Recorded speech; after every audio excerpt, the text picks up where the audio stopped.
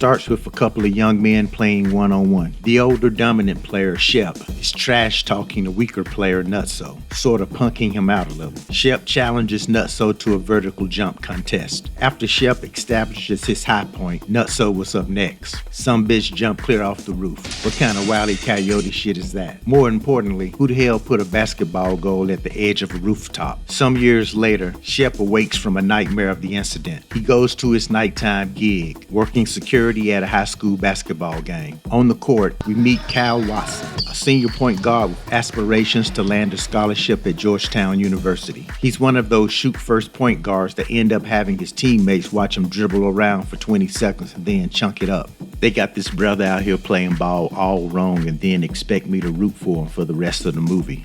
A crew enters the gym, led by Birdie. Their presence commands attention. As they post up on the baseline, Birdie takes notice of Shep, the security guard. They're joined by Boogaloo. Boogaloo begins to preach a hype job to Birdie about how ball-hogging Kyle would be a perfect addition to their team. No, Birdie don't have his own high school. He has his own basketball street team. The game ends and Kyle's team loses, mainly due to his antics. Still, he approaches the Georgetown scout afterwards to discuss his future. That is a violation, son. Kyle's mom, Malika, shows up late to the game. She's been working 3 8-hour shifts per day, no breaks.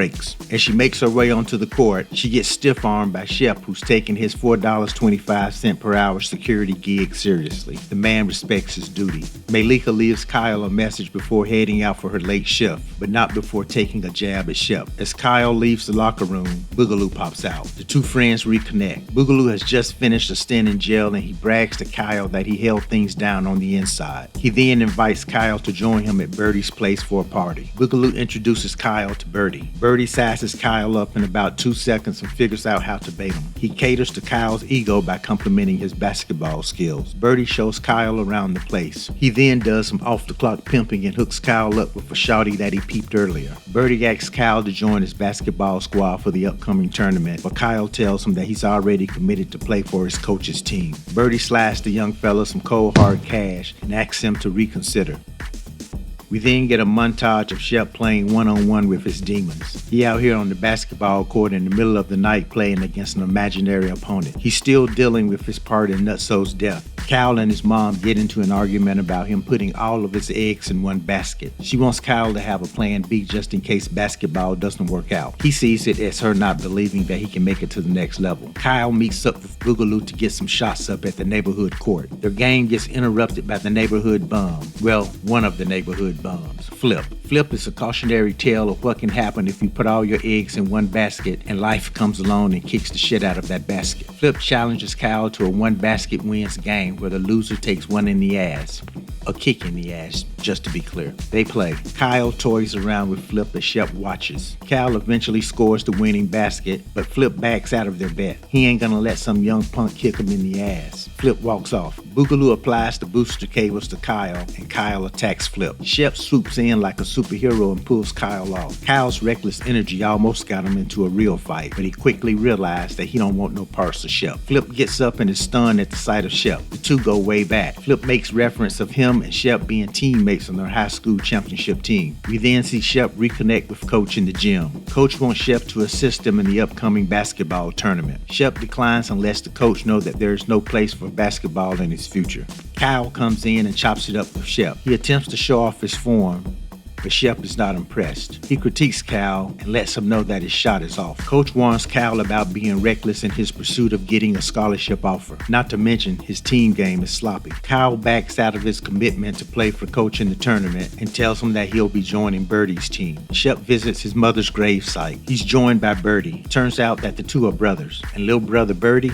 he's got some grievances. When Shep went away after Nutso's death, that left Birdie as a way too young man of the house. It seems that he had to work his way out of some tough circumstances, and as a result, it's hardened him into a ruthless street dude. Birdie warns Shep that if he ain't down to ride with him, it's best that he leave town. Shep is at the cafe rejecting sisters throwing it at him underhanded right down the middle of the plate. Malika walks up and taps his brother on the shoulder. She could have lost her wig right there because this dude is on edge. He's wound up tight. Don't be walking up on the brother from behind touching him. The two reintroduce themselves on better terms this time. Shep exits, Kyle enters. Mom counsels host their movie night. The woman's busy. Kyle instead hangs out with Boogaloo. As they ride, they pass Shep out there on the court, taking the invisible man to the paint. The other cat in the car, that's Moto, Birdie's right-hand man. The guys witness him shake down a couple of cats. They get a glimpse of the brutality of the people that they're hanging with. Another game, another loss for Kyle and his coach. But the coach does receive some good news. Shep has decided to take him up on his offer for assistant coach. Meanwhile, Birdie's still hanging out like he ain't got nothing better to do. He faces off with his big brother and clowns him about how his life has played out. Birdie sees himself as the one who came up, while Shep is the one who gave up and turned out to be a loser. Kyle compliments Shep on the 1-on-0 moves he witnessed him performing the previous night. He challenges him to a game. Shep defiantly refuses. He ain't got no time to be getting sweaty with some youngin'. What he is trying to get sweaty with is some youngin's mama. Shep takes Malika to the movies. He gives her the shaft test. She passes with flying colors. While hanging out with Boogaloo, Kyle spots his mom and Shep yucking it up at dinner. So she got time for that, but she ain't got no time to watch him throw bad no-look passes. Aight, Mom, I see ya. The relationship progresses, and Kyle tries to shut down his mama's groove. Cal forgets the pecking order, and Mom has to set him straight. Look, Cal, at least this cat is picking up your mom's, and not this cat. Cal approaches Flip to get some background information about Shep. Flip ain't giving out information to someone that attacked him just the other day. Cal puts his hands on Flip,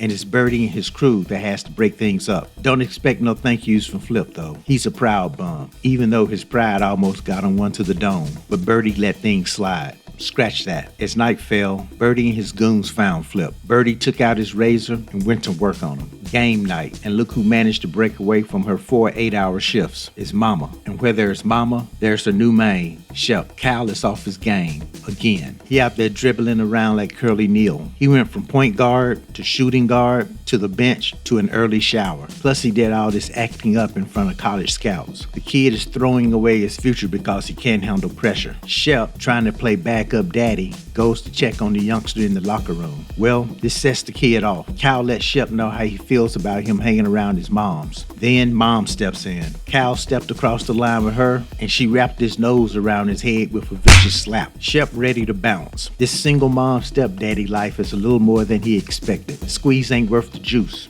Coach tells Shep that running away ain't the answer, and that he owes it to himself to get some resolution for this. Plus, he owes it to Nutso. Shep heads out to the courts where he's playing his shadow when little brother Birdie pops up again. Shep asks him what's gonna sell their beef because he's tired of these pop-up encounters. The brothers spot another big brother, little brother couple at the opposite end. They reminisce on their similar experience growing up together.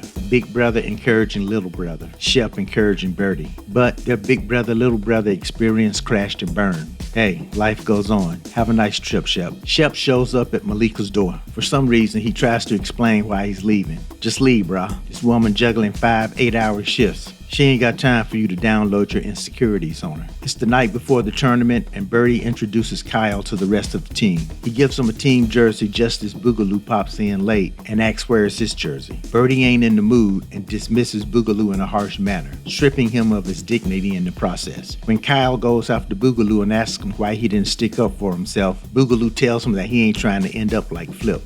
Kyle goes to the park looking for Flip.